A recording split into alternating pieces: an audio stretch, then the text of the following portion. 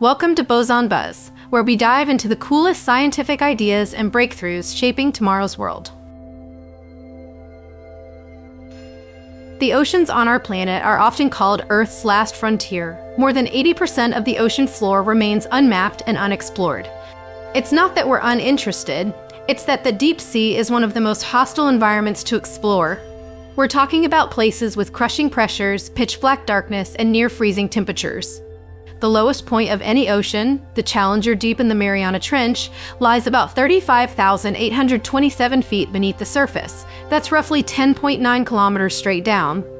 Only a handful of submersibles have ever made it that far, partly because building and operating machines to survive such depths is incredibly expensive. So, how do fish manage to live in these depths? And could copying fish be the key to building better submersibles? Scientists around the world think the answer is yes, and they're looking to fish for inspiration to design a new generation of underwater robots. It might sound a little crazy, but fish have had millions of years to adapt to the ocean's challenges, so there's a lot we can learn from them. By mimicking fish, engineers hope to create deep-sea robots that are more efficient, maneuverable, and resilient than today's vehicles. Traditional submarine robots, ROVs, and submersibles usually rely on propellers and thick metal hulls. They're basically underwater tanks, strong but clunky. Early deep-sea submersibles in the mid-20th century were huge steel vessels that kept people safe from the pressure, but they were extremely limited. One early design even had to use gasoline for buoyancy and couldn't propel itself at all. Modern subs have improved with lighter materials and remote controls, but they still face the same trade-offs of weight, cost, and agility. According to Professor Wai-Cheng Kui of Westlake University, the future lies in robotic fish-type submersibles, which fuse biomimicry with advanced tech. Instead of whirring propellers and rudders, a fish-like robot would swim by swishing its tail or undulating its body, just like a living fish. This kind of movement could make a submersible far more nimble and energy efficient, while also being a lot quieter. A robotic fish doesn't churn up the water or create the loud, harsh noise that a propeller does. That means less disturbance to marine life and less risk of stirring up sediment on the seafloor. Of course, building the ultimate robotic fish isn't easy. Real fish come with a whole package of built-in advantages. They have finely tuned senses, such as the lateral line that lets fish feel tiny water currents, and they adapt smoothly to complex environments. To give our robots the same kind of intuition, scientists need to develop new sensors and control systems that mimic those natural abilities. It's a big interdisciplinary challenge. Experts in hydrodynamics, material science, artificial intelligence, and more have to work together on it. One of the hardest problems right now is making sure a fish-inspired sub can handle changing, unpredictable conditions while still swimming efficiently. The ocean isn't a nice calm pool. Currents shift, obstacles appear, and a robot needs to adapt on the fly. So what kind of progress have we made so far? Let's dive into a few real-world examples of robofish making waves. A few years ago, a team at MIT created a soft robotic fish named SoFi that can swim alongside real fish in coral reefs. The goal was to make an underwater robot that wouldn't scare the marine life, and it worked. During test dives in Fiji, Sophie cruised around at depths of over 15 meters or 50 feet for up to 40 minutes, capturing high-resolution photos and videos of other fish. It moves with an undulating tail and even controls its buoyancy like a real fish, so it can glide up, down, or turn with ease. SoFi was one of the first robots to swim untethered in 3 dimensions for extended periods. The researchers controlled it using a waterproof Super Nintendo controller that sent acoustic commands to the robot. Inside, Sophie is pretty simple. It has a single camera in its nose, a motor, and a battery like you'd find in a smartphone. The motor pumps water into flexible chambers in the tail, making it wag back and forth. That tail-wagging motion propels SoFi forward, mimicking the way real fish swim. It's not incredibly fast, about half a body length per second, but it's fast enough to keep up with the reef fish. It's also quiet and doesn't create a big wake, so the real fish mostly ignored it, letting SoFi get close to observe them. This clever design showed that we can build robots which blend into marine environments rather than disrupting them.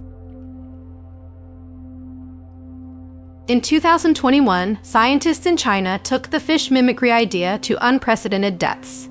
They were inspired by a little creature called the Mariana snailfish, which lives in the deepest parts of the ocean. At those depths, the pressure is about 110 megapascals, roughly equivalent to having a 1-ton pickup truck pressing on your fingernail. It's almost unimaginable pressure, yet the snailfish survives by having a soft body and a flexible skeleton that doesn't get crushed. Taking a cue from this fish, a team at Zhejiang University built a soft robotic snailfish about 22 centimeters long, with a pair of wing-like fins spanning 28 centimeters. All the important guts, battery, electronics, and so on are embedded in a silicone-based soft body, which is inherently pliable and pressure-tolerant. The engineers even split the electronics onto small, flexible circuit boards connected by wires, so components can move slightly and not crack under stress. For movement, the robo-snailfish uses 2 flapping side fins powered by dielectric elastomer actuators, basically artificial muscles that contract when jolted with a voltage. In a clever twist, the surrounding seawater serves as part of the electrical circuit, acting as a negative electrode. So when a high voltage is applied, the fins flex and flap to propel the robot. This soft robot was tested in real ocean conditions, and it managed to swim in the Mariana Trench without any protective metal casing. The robot also braved other harsh environments like the cold waters of the Antarctic, showing it can function in freezing temperatures as well.